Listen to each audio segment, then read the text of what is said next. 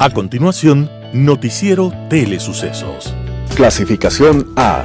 Apto para todo público. Un noticiero pensado para usted porque se lo merece. Nos acercamos a la realidad desde diferentes perspectivas. Noticiero Telesucesos. Primera parte del Noticiero Telesucesos con las noticias más importantes del día.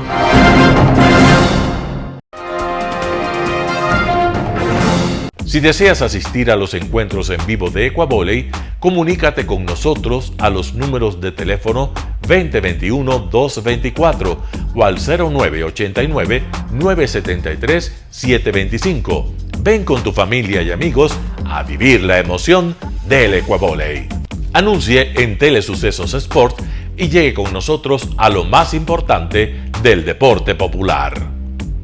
Emoción sin límites los días jueves y viernes desde la comodidad de su hogar.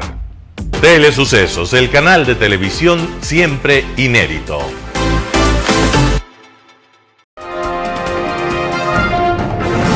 Un día como hoy. Hubo un hombre que quiso contar la historia del gaucho argentino en medio de su soledad y de sus sueños. Ese personaje fue el periodista argentino José Hernández y creó a un personaje inmortal en la literatura de su género, llamado Martín Fierro. Martín Fierro representa la dureza de la vida pampeana y canta con sabiduría y profundo vuelo poético a todos los temas de la vida. Y él mismo se presenta de esta manera. Yo no soy cantor letrado, mas si me pongo a cantar, no tengo cuándo acabar y me envejezco cantando. Las coplas me van brotando como agua de manantial. Y de esta forma describía la dureza y la libertad de vida en medio de la pampa inmensa. Mi gloria es vivir tan libre como el pájaro del cielo. No hago nido en este suelo donde hay tanto que sufrir.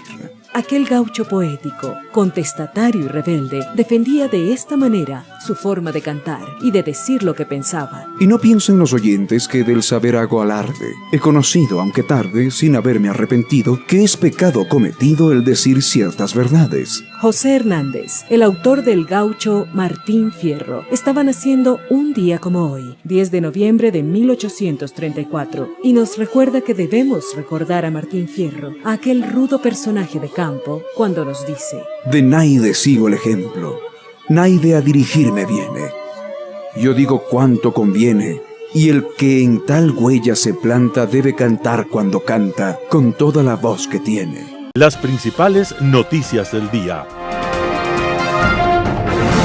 Titulares. Tribunal declara nulo el caso Singue que involucra al ex vicepresidente Glass. La venta del Banco del Pacífico se cae por falta de interesados. Fernando Villavicencio fue suspendido de la Asamblea Nacional. En tributación de hoy, deducciones especiales 2022. En política internacional, Marea Roja. Los editoriales serán de Roberto Aguilar. Pareja canta, el correísmo llora. José Hernández, al fin Lazo voltea la tortilla. Noticias del día. Tribunal declara nulo el caso Singue que involucra al ex vicepresidente Glass. Con la decisión tomada por el tribunal, la sentencia de primera instancia contra 7 personas, incluido el ex vicepresidente Jorge Glass, queda sin efecto. En la lectura del fallo, este 10 de noviembre de 2022, el juez ponente Luis Rivera explicó que el informe de la Contraloría General del Estado, con el que se dio inicio al proceso, fue declarado nulo. A través de 2 sentencias, el Tribunal Contencioso Administrativo había anulado ese documento por extemporáneo. Cuando el proceso penal por el caso Singue se inició el 13 de marzo de 2019, el Código Orgánico Integral Penal exigía un informe con indicios de responsabilidad penal emitido por la Contraloría como requisito para formular cargos en caso de peculado. Pero, habiendo sido este informe inválido, la Fiscalía no podía formular cargos por este tipo penal en contra de los procesados en esta causa. Por esta razón, Córdoba dijo que el caso se declara nulo desde la audiencia de formulación de cargos y que se levantan todas las medidas cautelares dictadas previamente. En este proceso, en enero de 2021, un tribunal penal sentenció a 7 personas por el delito de peculado. Entre los condenados están el ex vicepresidente del correísmo, Jorge Glass, y los exministros Carlos Pareja Yanuseli Capaya y Wilson Pastor. La venta del Banco del Pacífico se cae por falta de interesados. Los planes del gobierno de concretar la venta del Banco del Pacífico para finales de este año no llegarán a feliz término.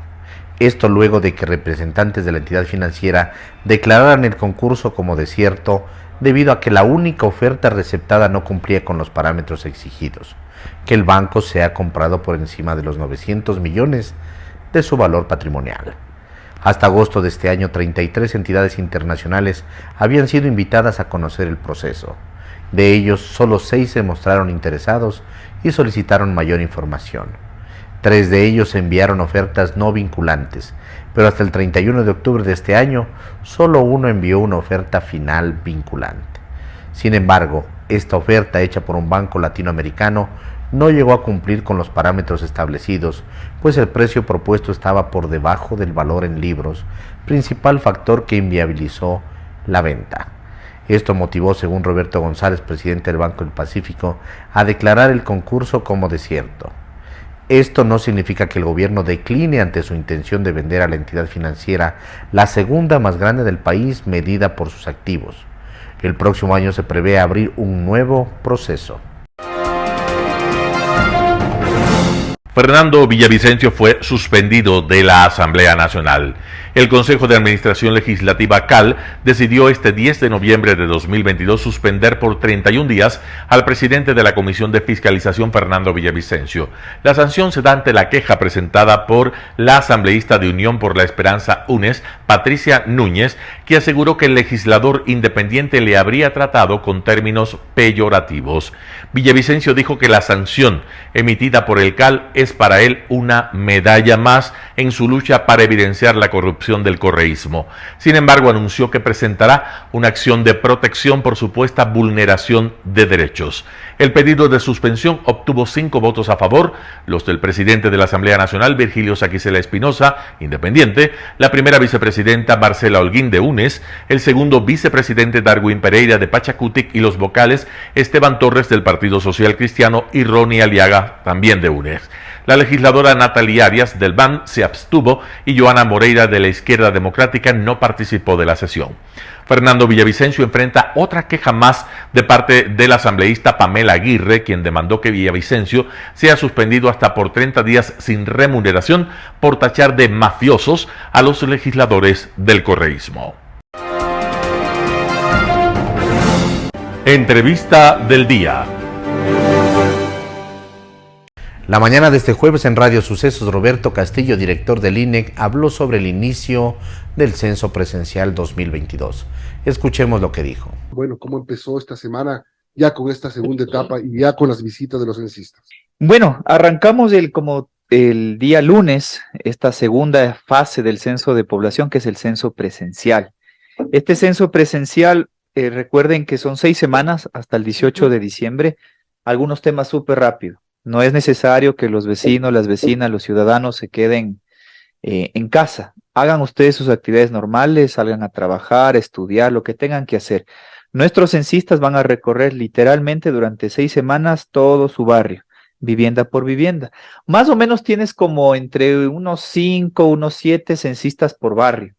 Es decir, no es que en el imaginario van a haber brigadas peinando el territorio, sino es una estrategia distinta de hacer. Rápidamente también mencionar que los horarios en los cuales los equipos harán su trabajo es de 7 de la mañana a 7 de la noche. Ajá. Y si usted no se encuentra en casa, que es lo que muchos nos preguntan, bueno, pierda cuidado porque si a usted no lo encuentra en casa, el censista le dejará debajo de la puerta una notificación pidiéndole una cita. Y en esa notificación apuntará sus datos del censista y usted, ahí viene lo importante, valide siempre la identidad del censista. Tanto cuando le visite como cuando le quieran dejar una cita, tenemos 4 formas de hacerlo, rapidito. 1-800-080808. Más rápido aún, un WhatsApp al 099-2958-164. Y luego también puede ingresar a la página web del INEC. Hay una parte que dice verifica al censista, ingresas el número de cédula y con eso confirmas que se trata de un censista del INEC. Solamente para establecer las diferencias con el censo 2010, que fue el anterior, ¿no es cierto? Uh-huh. Primero, el censo en línea, que es una innovación. Ahora, yo me acuerdo del censo 2010, cuando fueron a mi casa, etcétera. Fue solo un día, ¿verdad? Fue una sola jornada el censo 2010. Así es. Esto, ¿por qué se decidió hacerlo en 6 semanas, las visitas de los censistas? Bueno, técnicamente hay varias razones, pero las más sencillas son las siguientes. Uno, no era viable exponer a 500,000. O sea, en un día necesitas muchos más censistas. Exactamente. Los cálculos nos daba de cerca de 500,000 de personas, que tenían que ser personas voluntarias, que es lo que normalmente sucedía en los censos. Pero en los censos anteriores normalmente eran estudiantes de los últimos años de bachillerato. Así que con los temas de la pandemia, cuando tomamos la decisión, todavía era incierto, más los temas de la inseguridad, exponer a un menor de edad es algo que obviamente el INEC no lo iba a realizar, y hemos optado por este método que varios países ya lo han aplicado, que ahora son 6 semanas, que es personal contratado y que tiene la ventaja de que no tienes que paralizar la economía del país. ¿Cuántos censistas están trabajando en territorio? Son cerca de 18,000 personas que han sido contratadas y son personas que es del propio territorio. O sea, tú ves, ya van a ir viendo poco a poco en coberturas y demás. Lo más bonito de esto es que son las personas del propio territorio. Si las personas que están haciendo el censo en Chone son de Chone. Los que están haciendo, no sé, en cualquier otro cantón tienen que ser del cantón porque conocen su barrio, conocen, digamos, su localidad y le genera empatía y ningún tipo de resistencia con la ciudadanía. Otra innovación, este es del 8º censo de población, el 7º de vivienda y el 1º de comunidades. ¿Qué significa qué significa el censo de comunidades? Bueno, mira, el censo de población y vivienda es un operativo, ese fue el que se hizo censo en línea en octubre, el que ahora arrancamos la parte presencial, pero a finales de mes tenemos planificado hacer un censo a comunidades de pueblos indígenas, afros y montubios. Es decir, ese formulario solamente lo van a responder los líderes o las lideresas de las comunidades, de los palenques y de los recintos.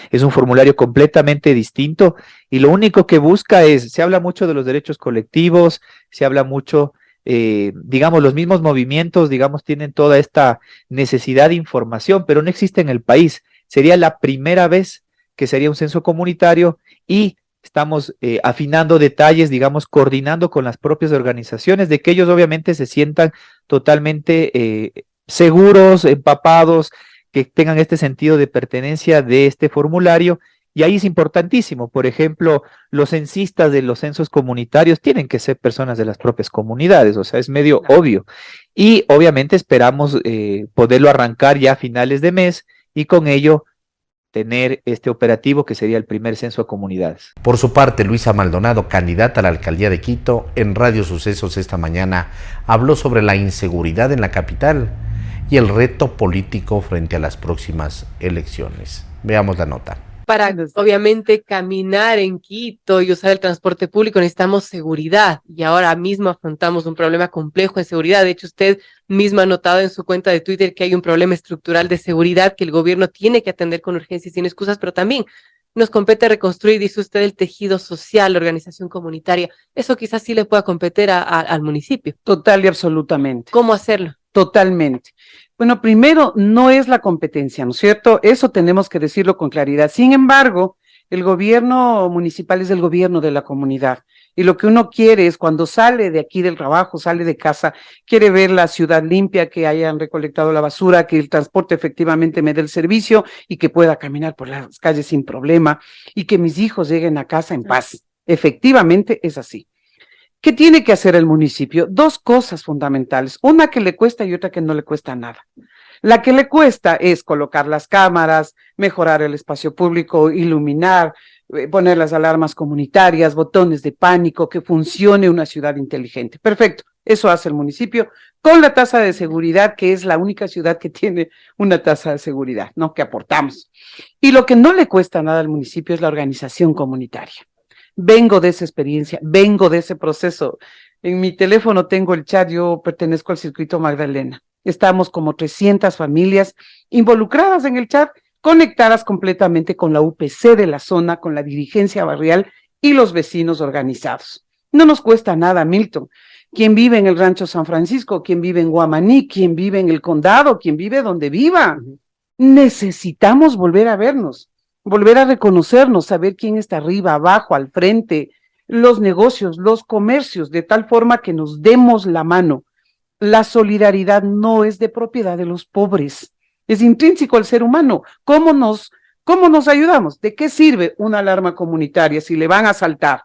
Usted aprieta la alarma y no sale un alma.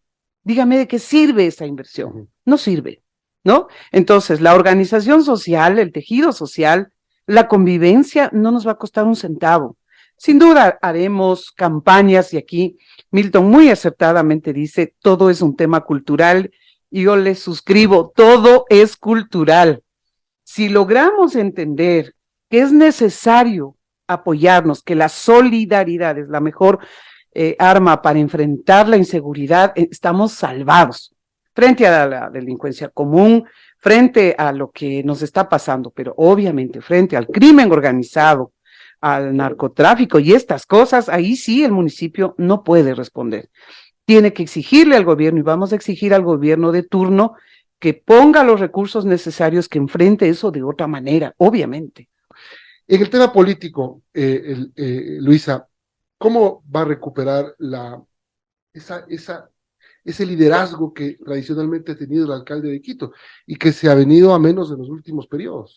Sí, lamentablemente porque siempre Quito ha sido una ciudad política, muy política por ser la capital. Alcalde además, ¿no? Sí, es la capitalidad, sin duda. Ese liderazgo tiene que recuperarse necesariamente y eso atraviesa por la legitimidad de quién va a llegar, ¿no? Se ha visto mermar esa legitimidad por la cantidad de votos, por este tipo de cosas, pero lo más grave que ha sucedido ha sido la incapacidad de gobernar.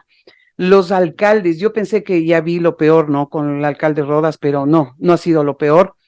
Chantajeados, agarrados del cuello por algunos señores concejales. Eso es una barbaridad.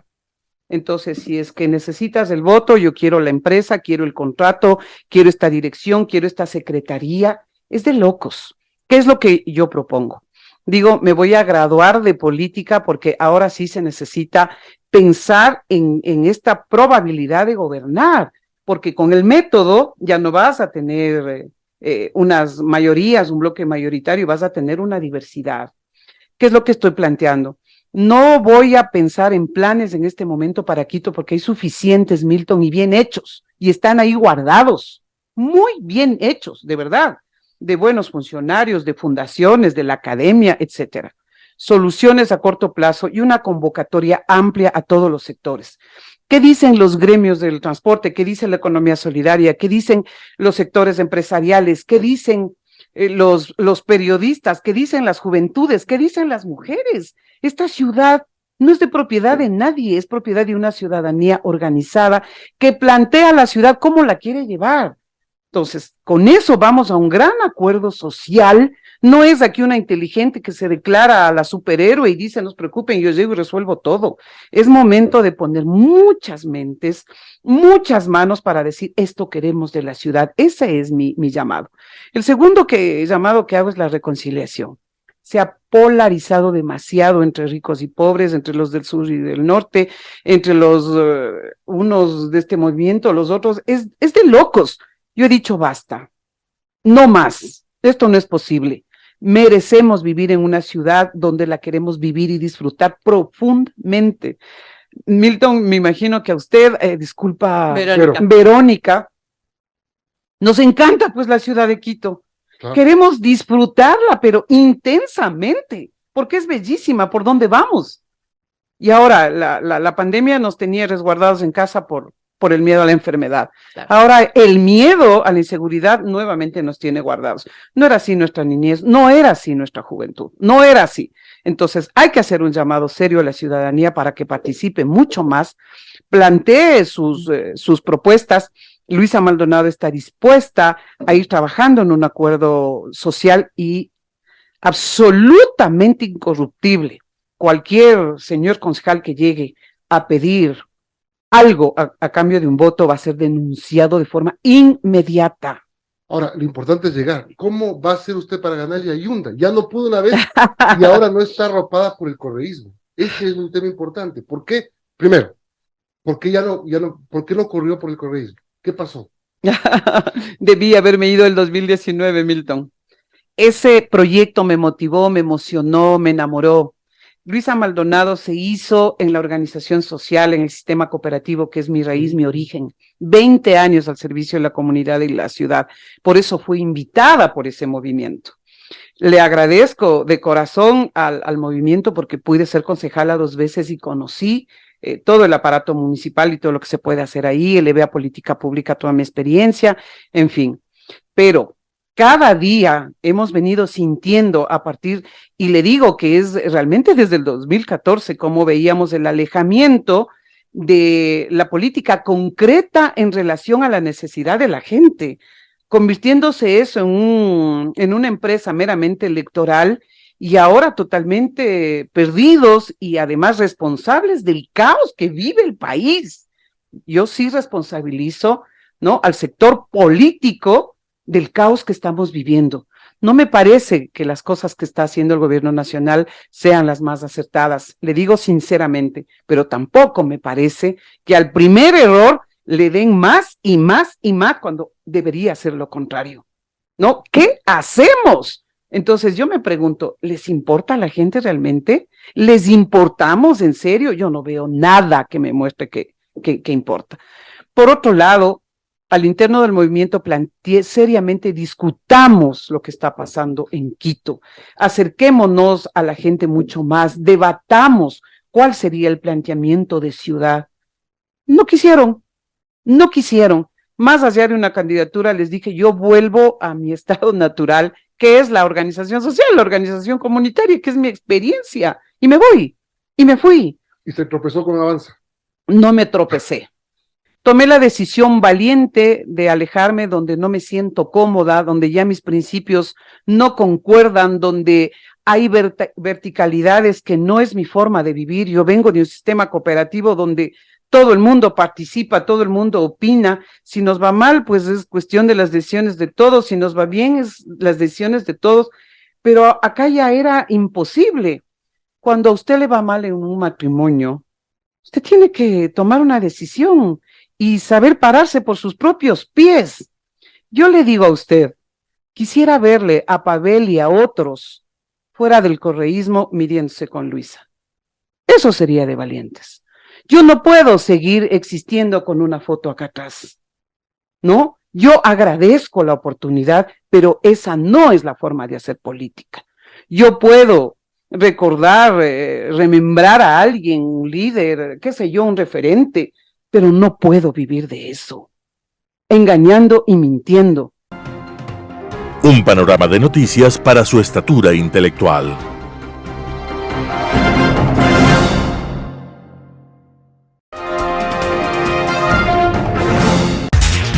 Tributación de hoy con Cristina Trujillo.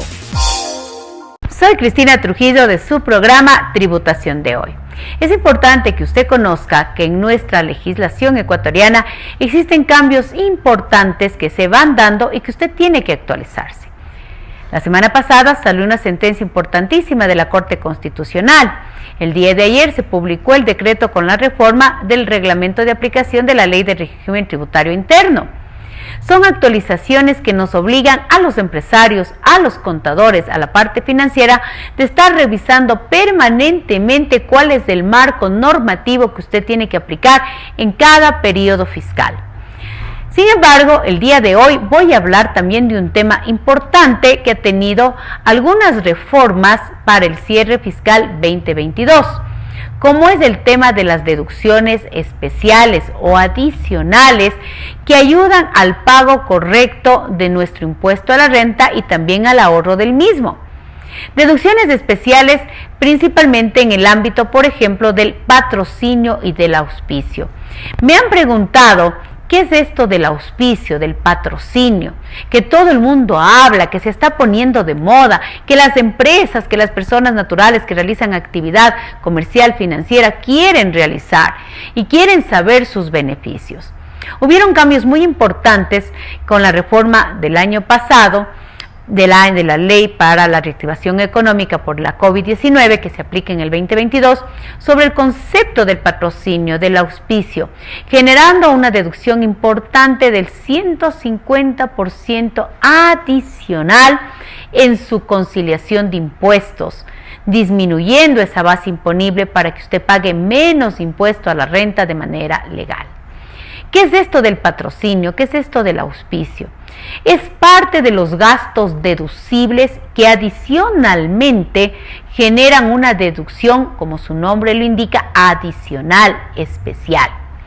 Por ejemplo, le voy a poner con un ejemplo súper didáctico.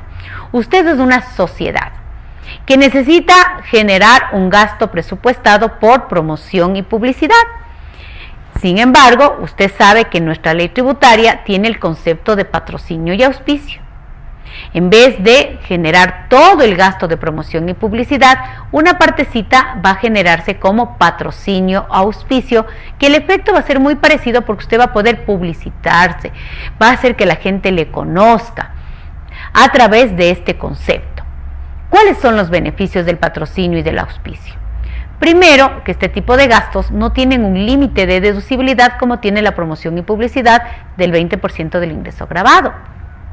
Adicionalmente, estos gastos generan en la conciliación tributaria, en esa herramienta extracontable para el cálculo del impuesto a la renta, un beneficio real de disminución del impuesto a la renta del 150% del valor que usted gastó o erogó en el concepto de patrocinio. Es decir, es un doble beneficio, porque el gasto es deducible y adicionalmente ese mismo valor multiplicado por el 150%, usted se resta extracontablemente en la conciliación tributaria, pagando de manera real y legal menos impuestos al fisco ecuatoriano. Es muy interesante cómo hoy las empresas, las personas naturales obligadas a llevar contabilidad bajo régimen general, van conociendo de los beneficios de los patrocinios, de los auspicios, que son gastos deducibles con deducción adicional incluida. ¿En qué nomás tenemos? En eventos y proyectos deportivos, en deportistas, también tenemos en lo que es arte y cultura, en los gestores culturales y también en otros sectores interesantes y vulnerables de nuestro país. Usted haga la diferencia. Optimice sus recursos tributarios y financieros aplicando correctamente la normativa tributaria de nuestro país. Y hoy por hoy tenemos este beneficio tributario que se llama auspicios y patrocinios. Si usted quiere más información, esto se encuentra expuesto en nuestra ley tributaria, en el reglamento, pero en las páginas como por ejemplo del Ministerio del Deporte o en el Ministerio de Arte y Cultura y en otros ministerios más que están manejando el tema de los patrocinios y auspicios para los diferentes proyectos y también para los diferentes artistas, deportistas, etcétera. Soy su amiga Cristina Trujillo de su programa Tributación de Hoy en su noticiero de Telesucesos. Global Hoy con Alan Carney. Con gran aparato publicitario y mediático, el Partido Republicano venía anunciando que en las elecciones legislativas de medio periodo se iba a producir un cambio sustancial en la composición de las dos cámaras, el Senado y la Cámara de Representantes, ambas bajo el control del Partido Demócrata tras la elección anterior, tan controvertida y tildada como fraudulenta por varios sectores republicanos cercanos al expresidente Trump. Una afirmación montada sobre una narrativa conspiracional que se demostró ya ante unas exhaustivas investigaciones judiciales como totalmente falsa. Pese a esta realidad, los republicanos, en una importante proporción al menos, mantuvieron ese mismo discurso que más bien logró hacia el interior del partido ampliar su vigencia, más allá de las amplias y sólidas evidencias que se fueron encontrando para desmitificar un relato perverso. Hace poco más de un siglo, en Alemania, se construyó también un relato mítico similar para explicar y justificar la derrota del Segundo Reich en la Primera Guerra Mundial, aduciendo que traidores habían aceptado el armisticio, cuya firma se recordará mañana, 11 de noviembre, a los 104 años del final del conflicto, sin que ningún ejército extranjero hubiera hollado a Alemania. Quienes alentaron tal mito que pasaría a ser llamado la puñalada por la espalda, fueron al principio círculos militaristas cercanos al alto Estado Mayor Imperial, y entre ellos el general Ludendorff, quien había informado al Kaiser Guillermo de la necesidad urgente de detener el conflicto, pues se avecinaba el desmoronamiento del ejército. Ya la Marina se había amotinado en Kiel ante la decisión de sus comandantes de salir a combate contra la superior flota británica por el honor. Las agotadas tropas de tierra, tras un atroz conflicto de 4 años, sabedoras del creciente poder del enemigo, pues en un breve tiempo, desde finales de 1917, habían llegado a Europa casi 4 millones de soldados americanos, muy bien pertrechados, frescos y decididos a terminar pronto el conflicto, no estaban ya dispuestas a seguir una guerra que más que nadie sabían estaba perdida. Pronto este mito difundido desde el estrecho círculo de la oficialidad prusiana se difundió entre los partidos nacionalistas y militaristas de la derecha política, entre ellos un todavía insignificante movimiento conducido por un antiguo cabo del ejército imperial de apellido Hitler. No será pues sorpresa que justamente hace 99 años, el 8 de noviembre de 1923, se vea al orgulloso general Paul Ludendorff y al desarrapado cabo Hitler marchar juntos por las calles de Múnich para pretender una toma del poder al estilo de los camisas negras de Mussolini un poco más de un año antes en Italia. El llamado putsch de la cervecería, un intento chapucero, pronto sofocado por las fuerzas del gobierno, terminó con el cabo Hitler tras las rejas, pero convertido ya en un personaje nacionalmente conocido, sobre lo cual construirá durante los siguientes 10 años al Partido Nacional Socialista de los Trabajadores Alemanes, con él como líder indiscutido hasta concretar la toma del poder en 1933, utilizando las herramientas de la democracia para destruirla. Todo rastro de esta para 1935 había desaparecido para dar paso a la dictadura que no terminará sino 10 años más tarde tras un segundo baño de sangre en Europa y el mundo. Ese es el poder del mito, que apela no a la razón ni al sentido común, sino al instinto, al atavismo de las identidades, mientras más estrechas y cerradas, mejor, que construye sus enemigos, esos otros, distintos a uno, necesariamente malvados que buscan dañar y afectar a los buenos y a los puros. Alrededor de Trump se juntaron toda suerte de teóricos de las conspiraciones, desde negacionistas del cambio climático, a terraplanistas, antivacunas, anticientíficos y, claro, aquellos que afirman la existencia de sociedades secretas dedicadas a la conquista del poder mundial. A este entorno tóxico se adhirieron también amplios sectores del fundamentalismo cristiano con su agenda ultraconservadora, en la cual sobresale el tema del aborto como un pecado y un crimen y de ninguna manera como una opción libre. La deriva del Partido Republicano hacia esas posturas fue incontenible, al punto que las voces que a su interior se han levantado para exigir un retorno a la sensatez han terminado apartadas y excluidas, como la congresista Liz Cheney o el expresidente Pence, al que se acusa de traidor por no alinearse con el asalto al Capitolio del 6 de enero de 2020 por una turba alentada por el aún presidente Trump, en lo que sería definido por la comisión parlamentaria designada para hacer la investigación pertinente como un intento de golpe de Estado por parte del expresidente Trump, dejando abierta la puerta para enjuiciar penalmente al exmandatario. Es en estas circunstancias en que se llega al presente mes de noviembre para la elección de medio periodo. La administración Biden se ha debatido en medio del final de la crisis sanitaria por el COVID, la de las cadenas de suministros que han afectado duramente a las empresas, la necesidad de sacar de circulación las ingentes sumas que se debió inyectar a la economía durante la pandemia y que hoy son parte del problema inflacionario que vive el país y el mundo, ha agravado todo esto por la crisis energética originada en el conflicto de Ucrania y Rusia.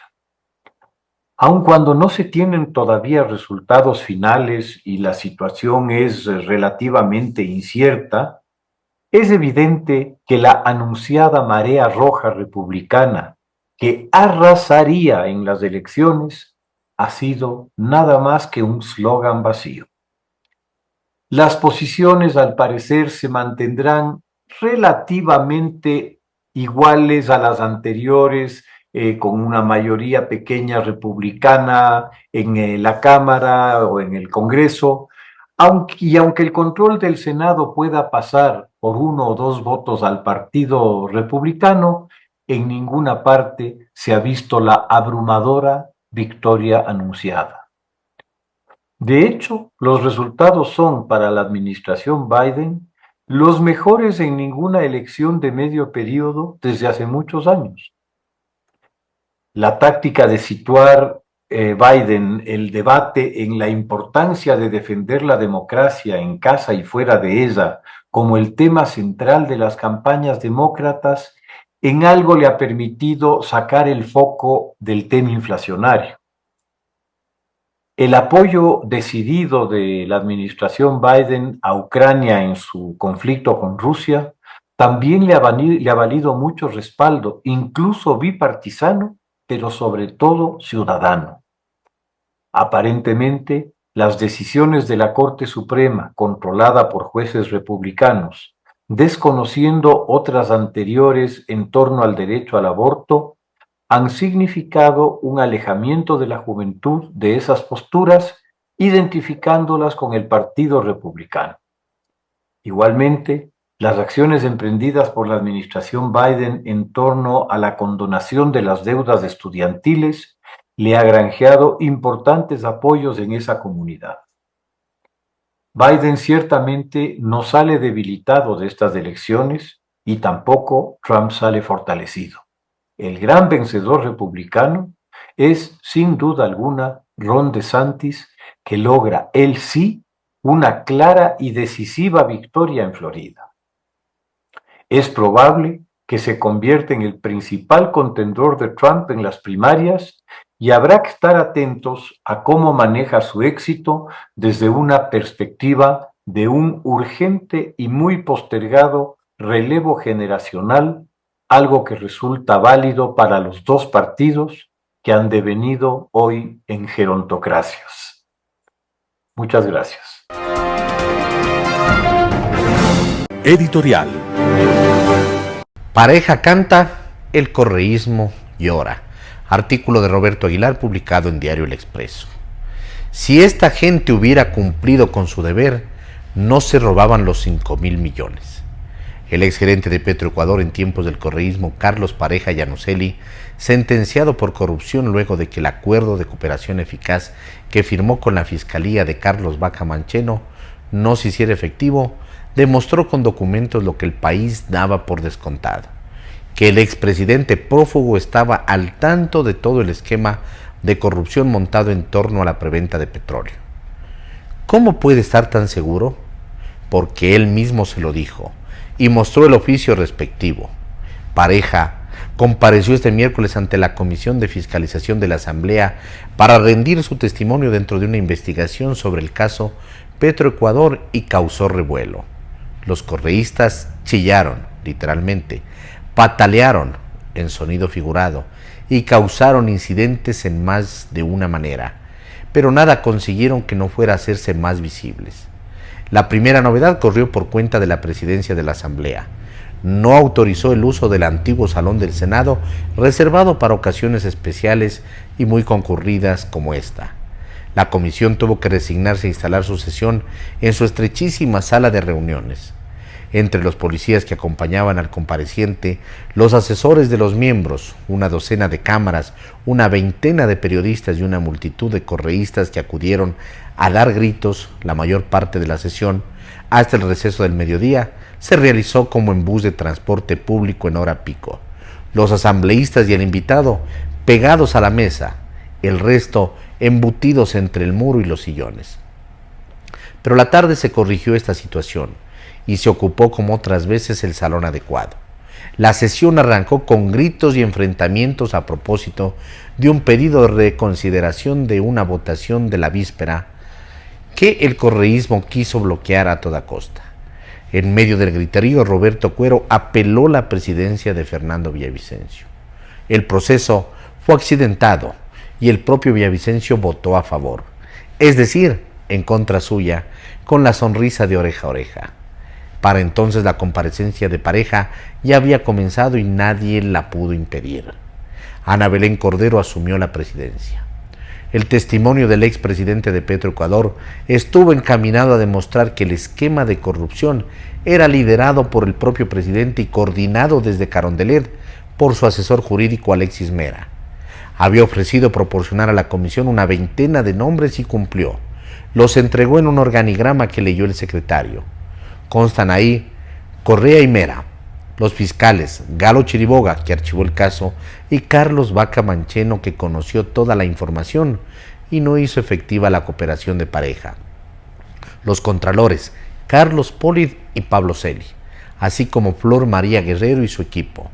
El procurador Diego García, y coordinados por Jorge Glass, ministros y funcionarios de Finanzas, Fausto Herrera, Patricio Rivera, Madeleine Abarca, William Vázquez, de Hidrocarburos, Wilson Pastor, Pedro Merizalde, sectores estratégicos, Rafael Poveda, José Icaza, Petroecuador, Marco Calvo Piña, Alex Bravo, Nilsen Arias, Mauricio Jaramillo, Celso Rojas y Petroamazonas, José Luis Cortázar, más el auditor de deuda pública, Nelson Dueñas.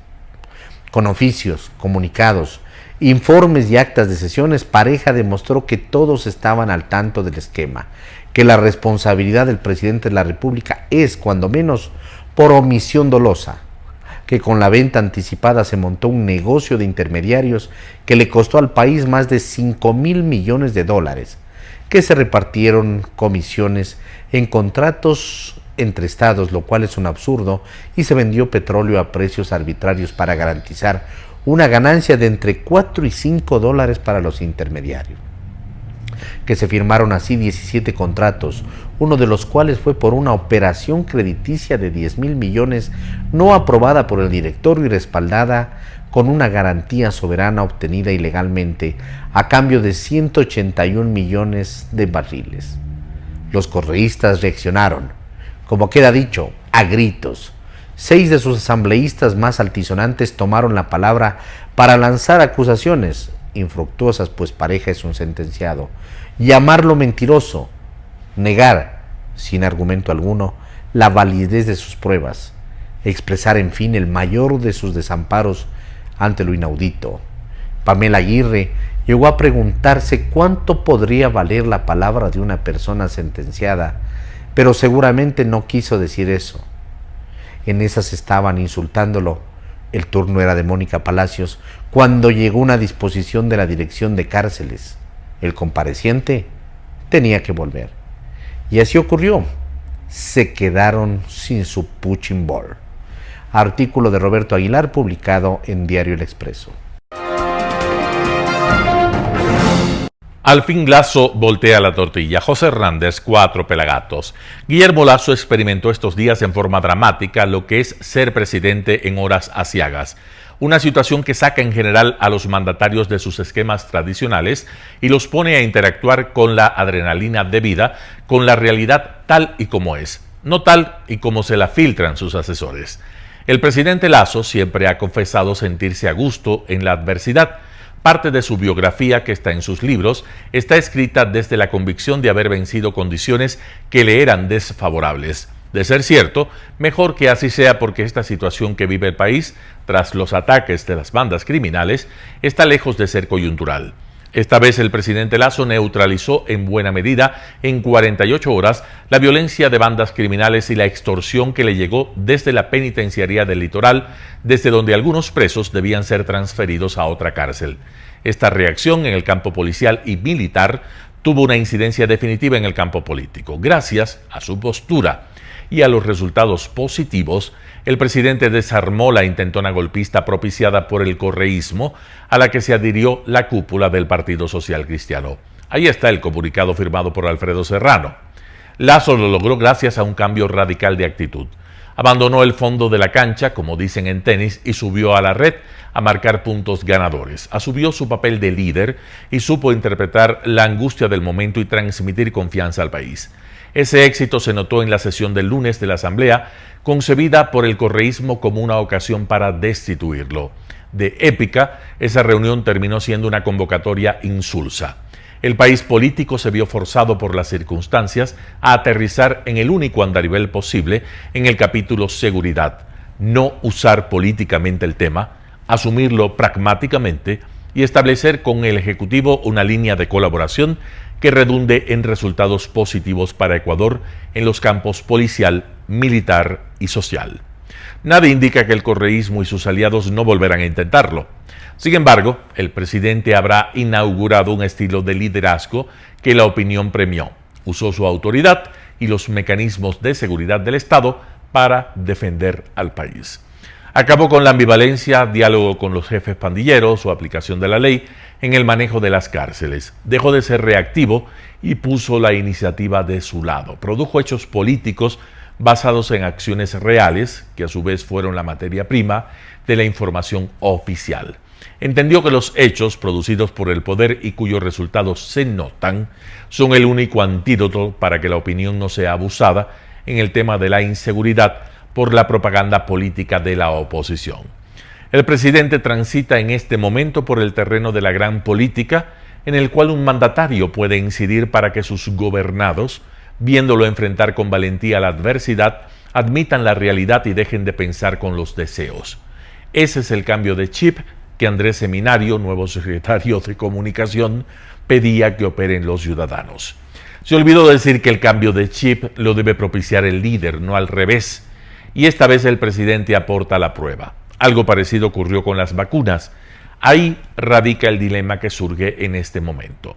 El presidente, que asumió este tipo de liderazgo presionado por los eventos, ¿aceptará que ese es el perfil de liderazgo que el país reclama?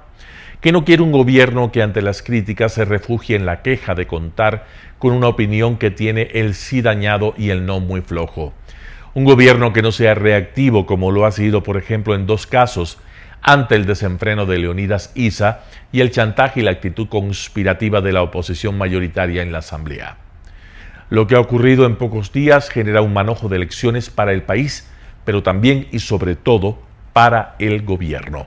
La principal quizá que el presidente no es ministro del Interior, de la Política o de Finanzas, es presidente, y que el frente político debe crear basado en acciones de gobierno que cambian la vida de los ciudadanos, hechos políticos, no metáforas en las que es experto Francisco Jiménez, ministro de Gobierno.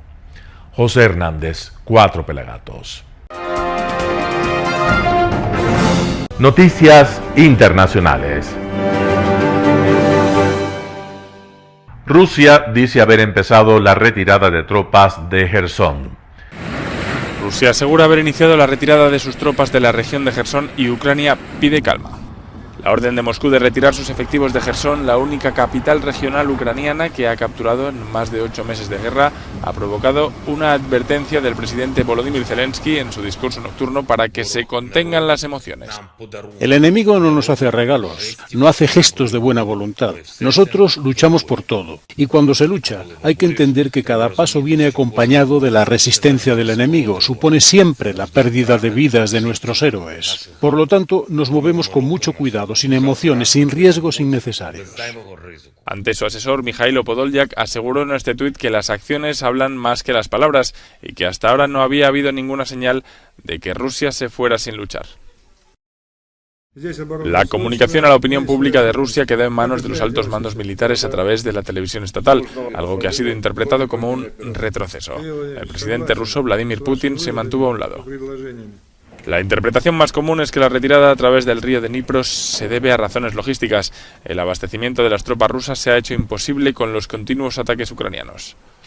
El presidente de Estados Unidos, Joe Biden, por su parte fue discreto sobre la retirada rusa sin adelantar movimientos. Es una prueba del hecho de que tienen algunos problemas reales. Eso en primer lugar. En segundo, lleve o no a un mínimo de actividad, lo que sí llevará es a que todos tengan tiempo para recalibrar sus posiciones durante el periodo de invierno.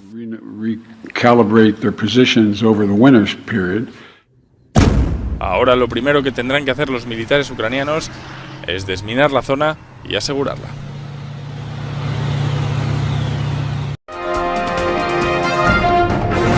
Berlín convierte un antiguo aeropuerto en centro de refugiados.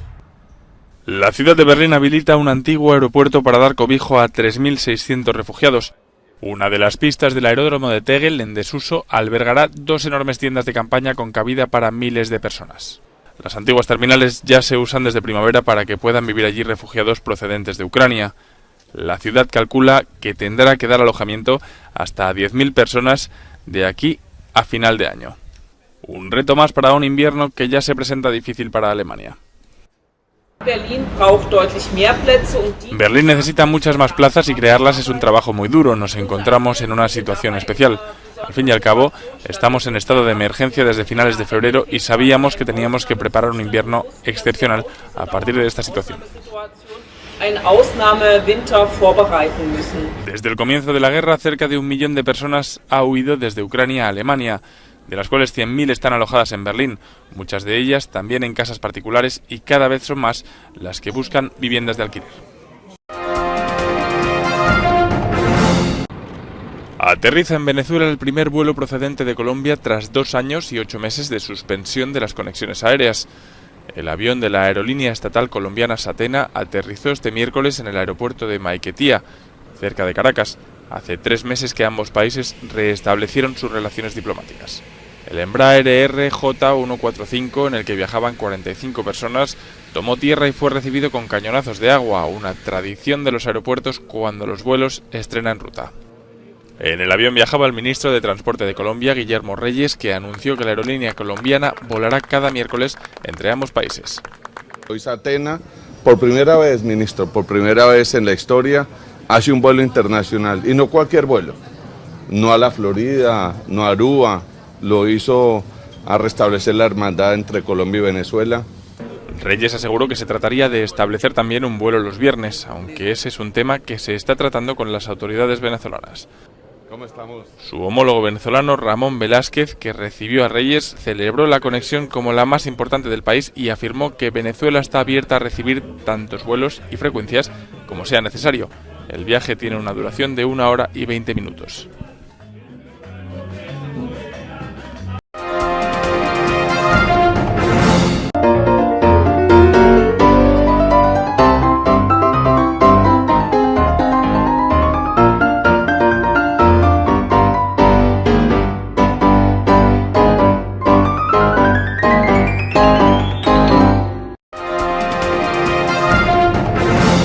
Resaltamos nuestra identidad como ecuatorianos iniciando transmisiones en Telesucesos del Ecuavóley, que representa, luego del fútbol, el deporte más popular de nuestro país y el que practican los ecuatorianos residentes en muchos países del mundo.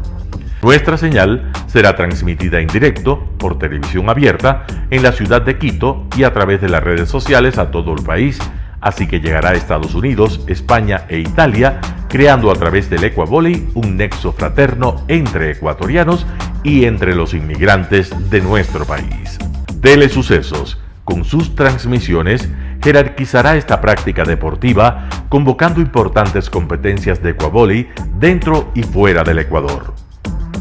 Telesucesos, el canal de televisión siempre inédito. El noticiero Telesucesos es retransmitido de lunes a viernes a las 7 horas por Radio Planeta Sur 106.1 FM de la ciudad de Loja. Noticiero Telesucesos.